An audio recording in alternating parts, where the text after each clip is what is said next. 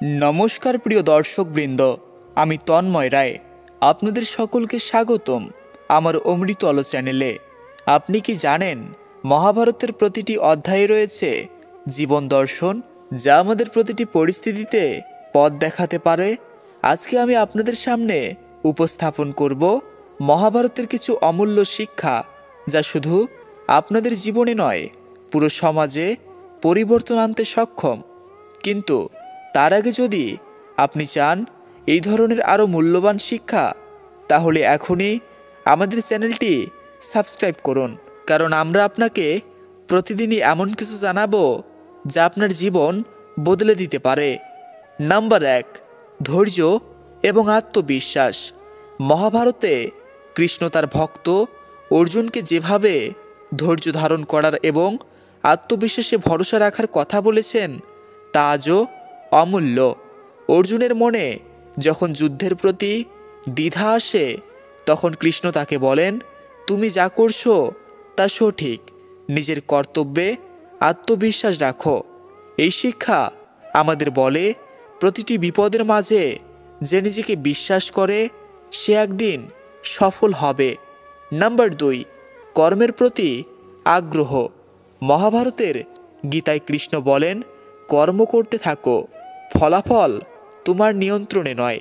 আমাদের জীবনের প্রতিটি কাজ যদি সঠিক উদ্দেশ্যে হয়, তবে তার ফলাফল সঠিক সময়ে আসবে। কখনো হতাশ হবেন না, চেষ্টা চালিয়ে যান, ফলাফল একদিন আপনার হাতেই আসবে। নাম্বার 3, ক্ষমা এবং কল্যাণ। মহাভারতে অনেকবার ক্ষমা প্রদর্শন করা হয়েছে, বিশেষত দুর্যোধন এবং কর্ণের চরিত্রে। কর্ণ যখন সত্য জানতেন যে তিনি দুষ্টের সঙ্গে আছেন, তারপরও তিনি দুর্যোধনের প্রতি অনুগত ছিলেন। কিন্তু যখন তিনি নিজের কৃতকর্মের ফল ভোগ করলেন, তখন কৃষ্ণ তাকে শিক্ষা দিলেন, ক্ষমা করো এবং পরিশুদ্ধ হও।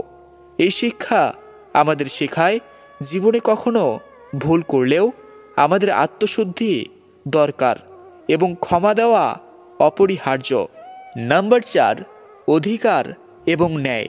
মহাভারতের এক বিশেষ শিক্ষা হল অধিকার এবং ন্যায়ের প্রতি শ্রদ্ধা। পাণ্ডবরা নিজের অধিকার থেকে বঞ্চিত হলেও তারা কখনো নিজেদের ন্যায়ের পথ থেকে সরে আসেনি। তারা প্রমাণ করেছে যে ন্যায় শক্তির আসল উৎস। আমাদেরও জীবনে সৎ পথে চলতে হবে, কখনো অন্যায়ের পথে পা না বাড়ানোর শপথ নিতে হবে। নাম্বার 5, সম্ভাবনার প্রতি বিশ্বাস। মহাভারতে আমরা পাই একজন অসীম শক্তির অধিকারী মানুষকে, যেমন ধৃতরাষ্ট্র, যিনি অন্ধ ছিলেন, কিন্তু তার মধ্যে অন্ধকারের পরেও সমৃদ্ধির খোঁজ পেয়েছিলেন।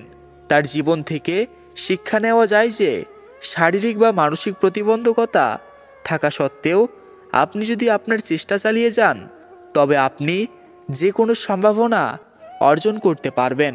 নাম্বার 6, ভয় এবং সাহস। মহাভারতে কুরুক্ষেত্রের যুদ্ধে জয়ী হতে হলে সঠিক সময়ে সঠিক সিদ্ধান্ত নিতে হয়। এখানে অর্জুন তার ভয় কাটিয়ে বেরিয়ে আসেন। কৃষ্ণ তাকে বলেন, এটি একটি যুদ্ধ এবং তা লড়াই করতে হবে। সাহস হলো একটি মানবিক গুণ, যা আমাদের ভয়কে জয় করতে শেখায়। জীবনটা কেবলমাত্র সাহসিকতার সাথে এগিয়ে যেতে হয়। নাম্বার 7, স্বার্থপরতার বিরুদ্ধে সংগ্রাম।